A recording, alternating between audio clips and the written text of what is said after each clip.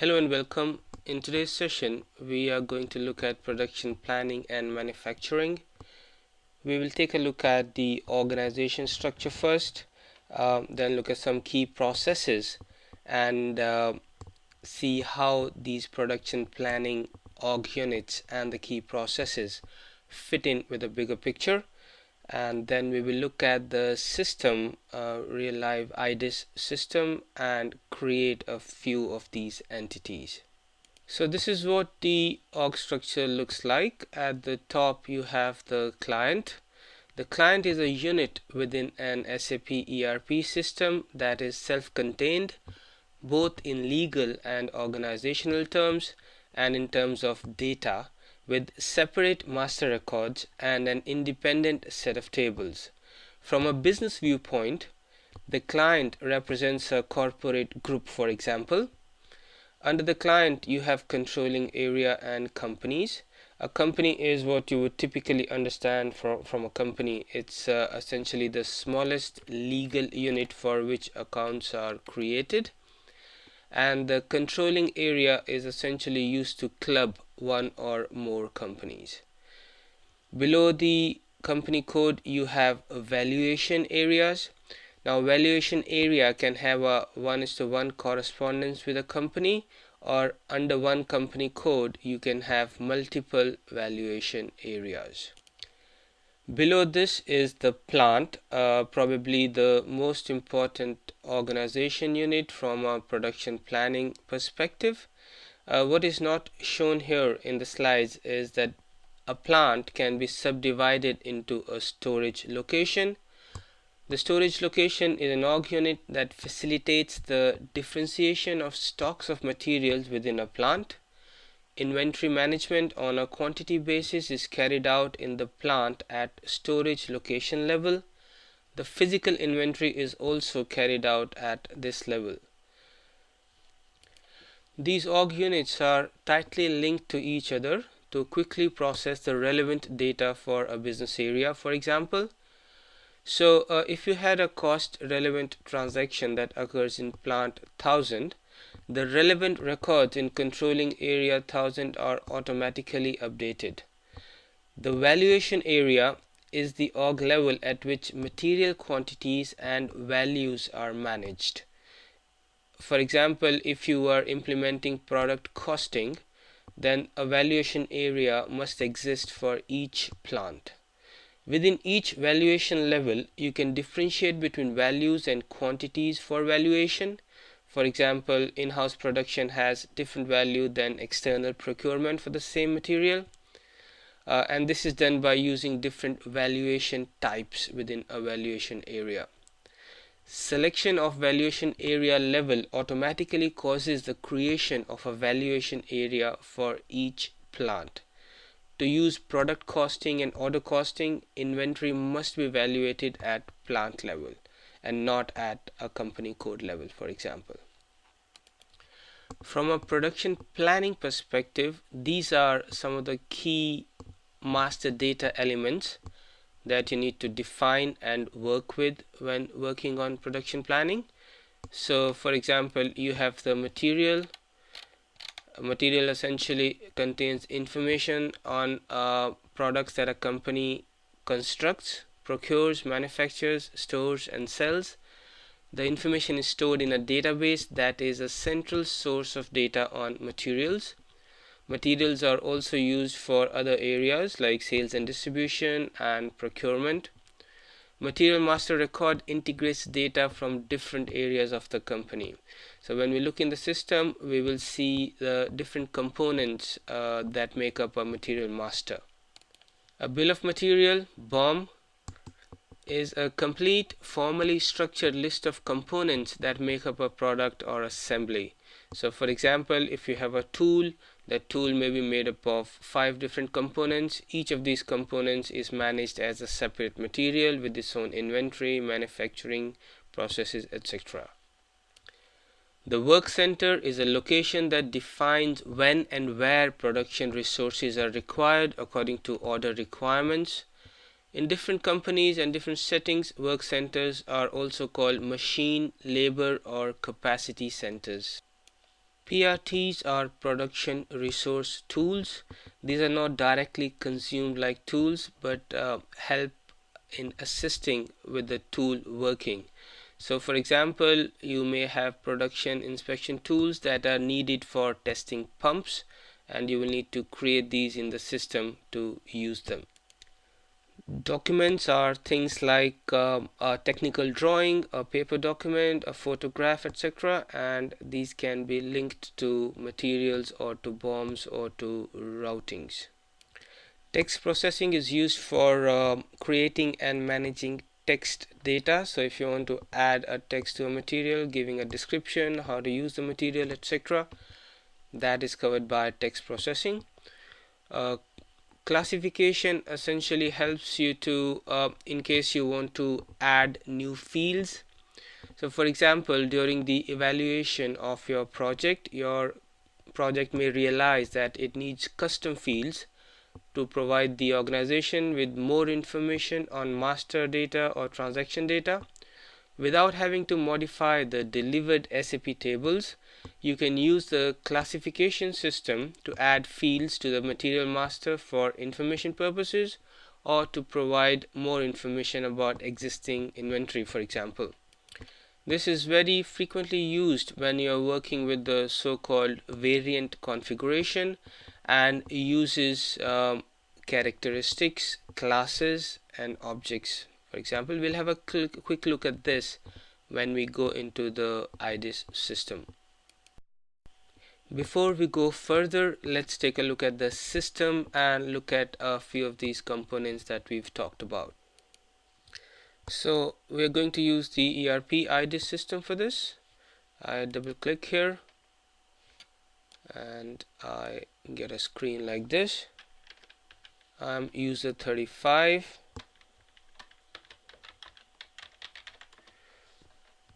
Enter my password, and this is the standard SAP menu which the end users use.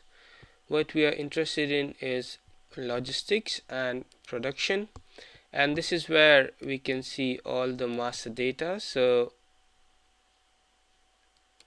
I open this, so I have material master, bills of material, work center, routing, etc., and there's a lot more. In a typical project, you would for the majority of the time be working with these 3 or 4 standard things and not really go down to engineering change management, for example. A typical project. That's not to say that you will not need to know this at all, but the main focus is on things like material, bills of material, work center, routings. So if I open my material master and I want to display an already existing material, I can display it as it stands today, or I can display it at a key date. What this basically means is that I can plan for changing the material in the future, and that's what this enables me to see, a future dated planned change. So we'll simply display it for the current period, and I have a material here which is TF111, and when I click enter, I am asked by the system which view of the material I would like to see. Now, as we discussed, the material is a central logistics entity, and it is used by not just production planning but by sales, for example, by warehouse management, quality, accounting, costing, and pretty much the whole entity of SAP modules use the material. So for us, we'll be more interested in MRP and the basic data. So let's take a quick look. The system says I want to see this basic data for which plant, because a material can exist for different plants, and for each plant it can have a different MRP profile, a different base unit of measure, and so on and so forth. So I click enter, and this is what a material master in SAP looks like. You have various tabs that give you various pieces of information, and if you drop down here, let me see if I just move this a little bit, and now you can see if I click on this button, you can see the different tabs that are represented here.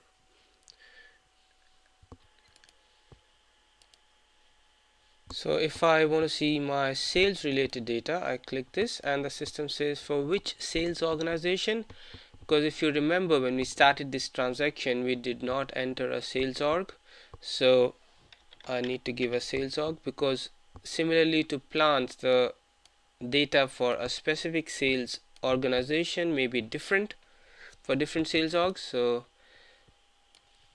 I need to give a distribution channel as well. So let me try distribution channel 10, and now I see my sales related data here. This was the classification that we spoke about. So if I click classification, I see that this material belongs to this class, and this class has certain characteristics which are all inherited by this material. Now you do not work with the classification system in terms of creating new classes or characteristics in the material master, but you need to go to a different transaction for that, and we'll have a quick look. So this is my original menu, and if I do not recall what transaction it was or where it was, all I need to do is to go to this search box, find, and I use classification,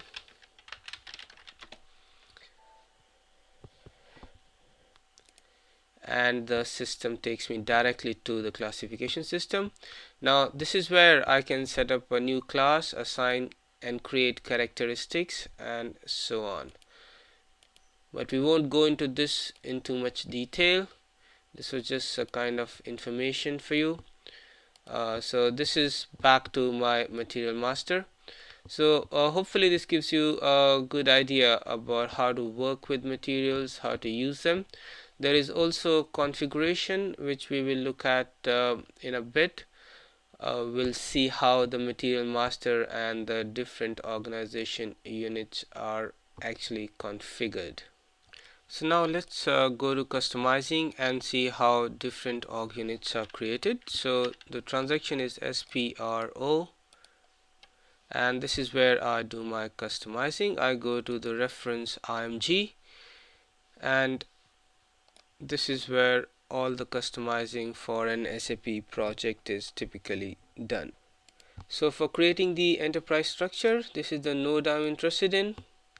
And first I do my definitions and then I do my assignments. So under definitions, these are the different areas: financial accounting, where I define my company, controlling, logistics, so on and so forth. So let's take a quick look at logistics. This is where I can define my valuation level, which can be either at plant or company code. So currently my valuation level is set at the plant level, and this is where I define my plant. So let me create a new plant, double click, and typically when I have to create a new plant I do not start from scratch, but I select an appropriate one and simply copy it. So I change the name to T35, give a description, test plant, and then I can change other details like address, etc. And I get a prompt wherein I can change different details, but I will not change any detail for now, and that's it. I get a message that my plant has been created, which is T35 here, and I can take a look at the details. So it's as simple as that to create a plant. Let me save this data, and when I save a data I get a customizing request, because remember we are in customizing and most of the changes we make here would need to be transported to a test or a production system, and the transport happens via this request. I'll simply use a request that was existing, or I could have created a new request on my own.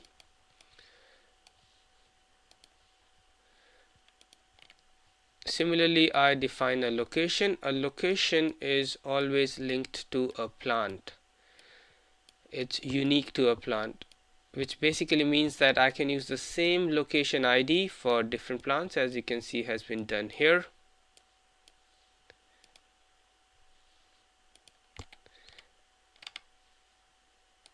And then I can go to assignment and actually assign my plant to a company code.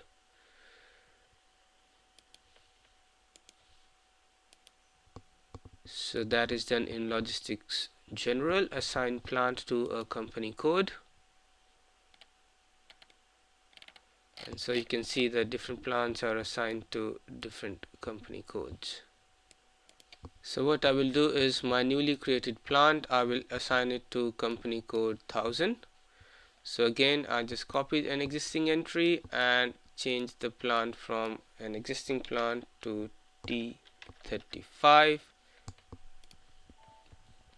Press enter and my assignment is complete. Again, the change request, and my changes have been saved. So I get a message here saying data was saved and written to the database. So now we've had a look at the org structure, master data elements in production planning. We've seen how to work with master data, how to configure the org structure, and now we will take a look at some process. So these are some of the key processes around production planning and manufacturing. You start typically with sales and operations planning, which generates a forecast for, say, the year, the demand for the year.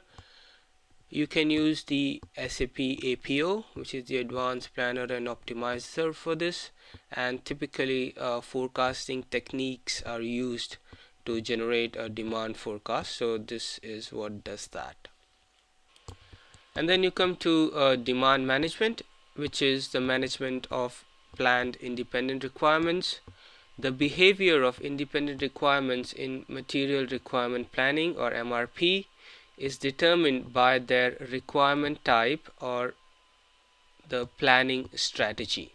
So these strategy or the requirement type need to be defined in customizing and assigned to the material master, and that determines how these planned independent requirements are dealt with.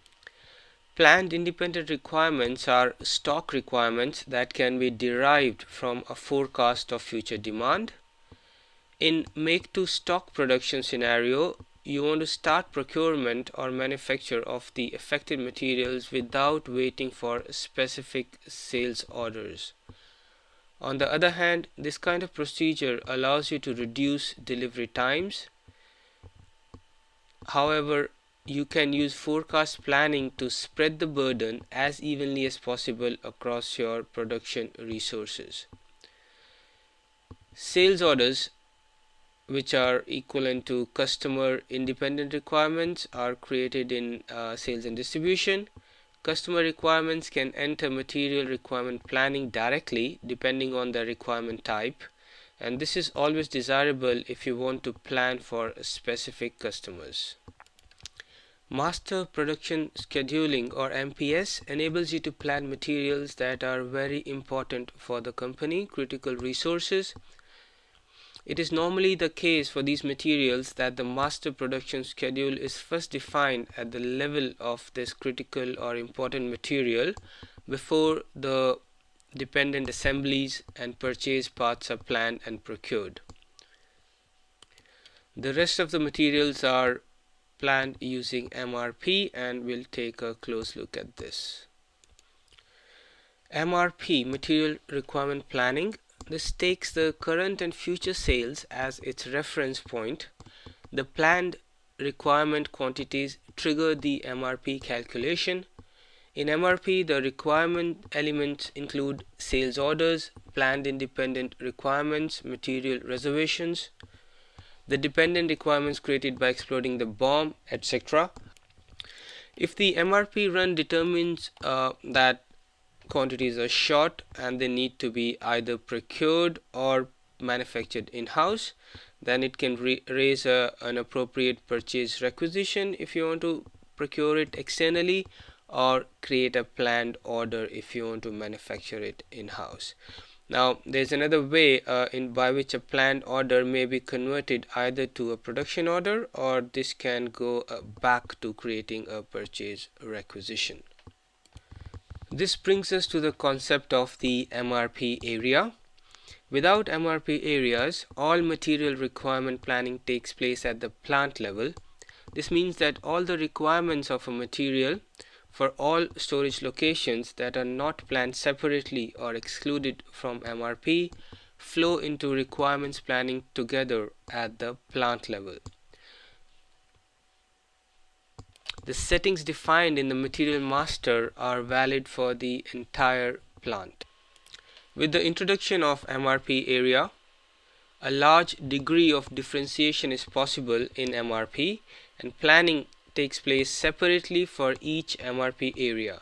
It is possible to plan the requirements separately for different production lines. For example, in storage location MRP areas, one or more storage locations are grouped together under one MRP area. This unit is planned separately from the remaining plant and MRP areas, and you can assign a receipt for procurement or issue element a requirement to a storage location area using the storage location. A storage location can be assigned to only one MRP area. So there is a 1:n relationship. One MRP area can have multiple storage locations. However, one storage location can only go to one MRP area and not to another one, for example. So let us now go into the system and look at how we work with these concepts that we've discussed.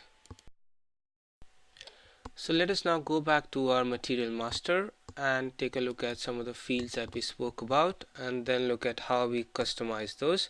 So a transaction for going to material master in the display mode is MM03, and this was the material we had a look at earlier. We select views. Let's look at basic data and the MRP views here.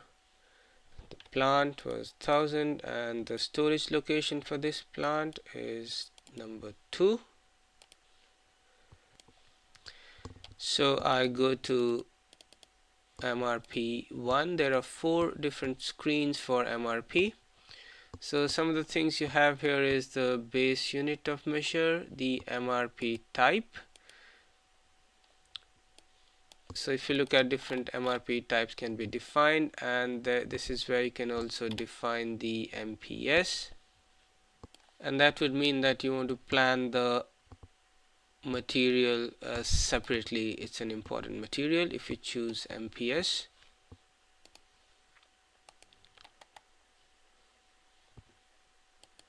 And here are the MRP areas. For this plant there is no MRP area defined yet, so you can't select anything, but if it was, you could select from one or multiple MRP areas.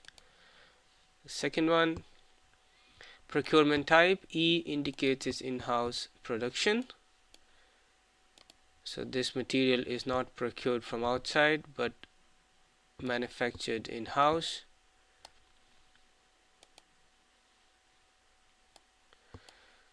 Strategy group number 40. This is what determines how you deal with requirements that may come either from customer demand or are planned independent requirements. And if you scroll down, you can do your configurable material settings, typically used in variant configuration.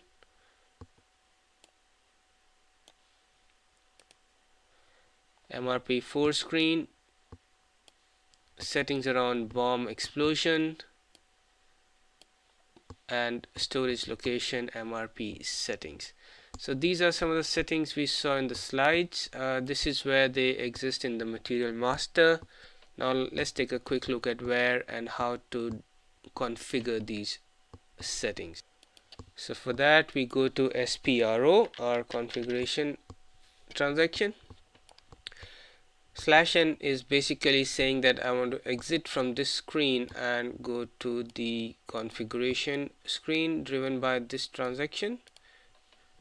So this is my configuration. So I go to production,